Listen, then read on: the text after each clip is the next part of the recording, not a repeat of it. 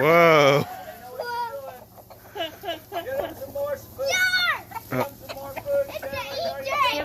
Give him more, he said. Keep going.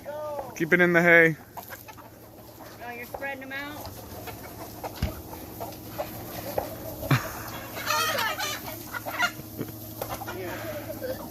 Look what you created, a madhouse. I can't believe Ginger's so calm. Gosh, Stanley. Oh my gosh. Did you have this before? Oh no, I don't ever do it like this. You think those chickens haven't eaten all day? Right. And they haven't. What's up, mini truckers? Ben here, that US Mini Trucks. We're here with the Subaru Sambar. We're having problems. This one I sold to a company probably about 6 months ago now, and they've been having problems with the fuel pump. So the fuse is blowing on the fuel pump, and I went out to their location. I put the new fuse in, put a new fuel filter. It worked for a couple more weeks. Came back out, put another fuel filter, put another fuse,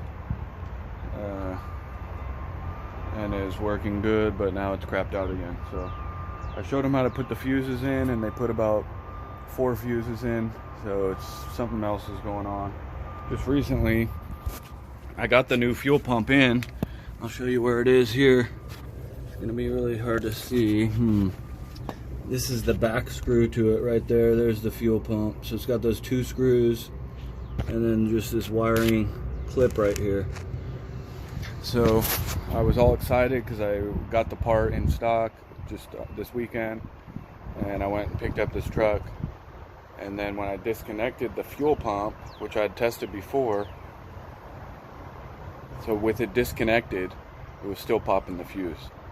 So pretty much that eliminates the fuel pump because it's not even hooked up.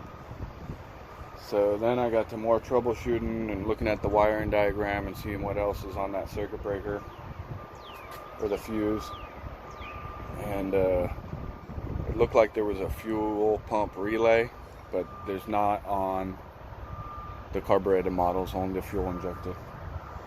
So then I come up here and I remember, because I'd done a carburetor, and so when I disconnect this, if you remember from my other video, the fuse never pops. So this had these covers on there. I've already taken them off, just 2 10mm ones on each side. So I can see the wire is going here, and then it comes up, and this, I actually have the solenoid, so this is what the solenoid looks like. But notice they have that yellow wire coming out too. Okay. So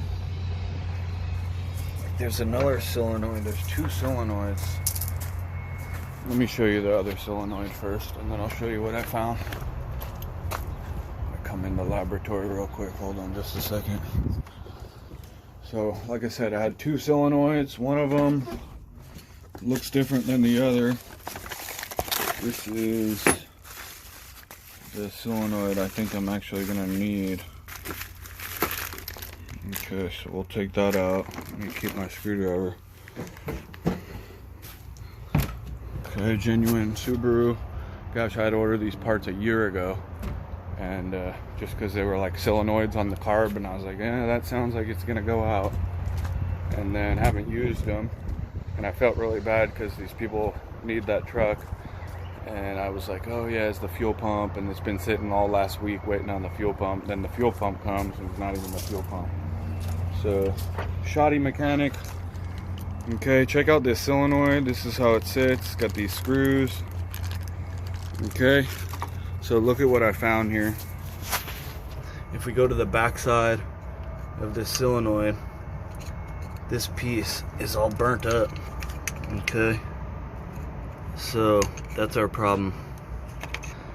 I bet if I even cut this out, so what, it looks like this is the yellow wire. So I'm not 100% sure how to wire this in. It looks like maybe the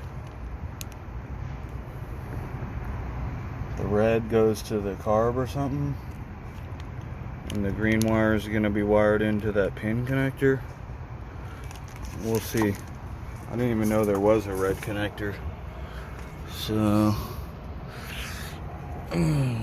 hopefully we don't have issues. Yeah, there you can see a huge chunk of burnt stuff. And if you could be here, you would smell it. Alright, well, I'll keep you posted if this solenoid works and how much of a pain it is to get it off. It looks like I don't have to pull the carburetor off, which I'm super happy about. So okay, I got these off without taking the carb off. I ended up using like a ratchet and kind of doing like this. And then I found the red wire actually grounds there. That's why I've never noticed it before. And then this was zip tied right here. So I just broke that zip tie. And then you pull this connector out of the harness here. Alright, so you see if I can jiggle this loose. I'm not sure what even that looks like, but we'll see. Okay, I think I'm gonna need my hands or something here. May have to cut that wire because it's got a bolt on the back. Okay. Well, there's our little culprit. Okay. You can see it left a little ash and debris. But I guess this is like the vent solenoid on the Acti. A little plunger. So definitely no good. Cool.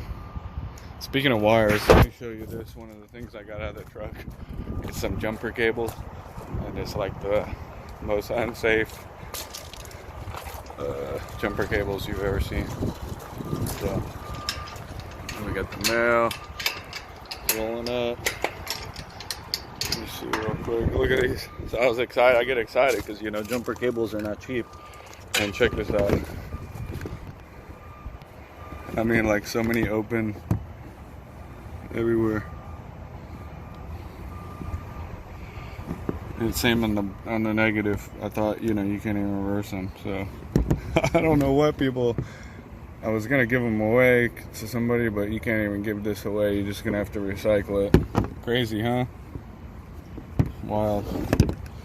All right, let's see if we can get this new part in. Get this Subaru back in business at the pipe shop. If you get the new one too, don't forget to take this. Came with a little plastic cover, but you're gonna need the whole thing out. Okay, we're gonna orient it the right way. All right, we got the Subaru vacuumed. We got it a little bit washed. They were using the heck out of this thing. So what I thought was the fuel pump ended up not being the fuel pump. It's that little carburetor piece. But we got it. The truck's running good. They got a little beeper on this thing that I installed for them. All of our trucks are custom, so I take pride in, you know, putting the special tires that people want and taking the little beepers. A lot of them come with the beepers, so well, I may have spoke too soon. A lot of them come with the beepers, but I take them off because a lot of them go for hunting and stuff, and people don't want the beepers for hunting. So we'll see what happens. I'm over here. I'm gonna load it on the trailer and then try to deliver this thing back to them tomorrow. So keep you posted. Okay, this is where the truck is. You can see her back there. I forgot to film when I was dropping her off, but time to get fuel for the truck. So yeah, there's people, they sell these pipes.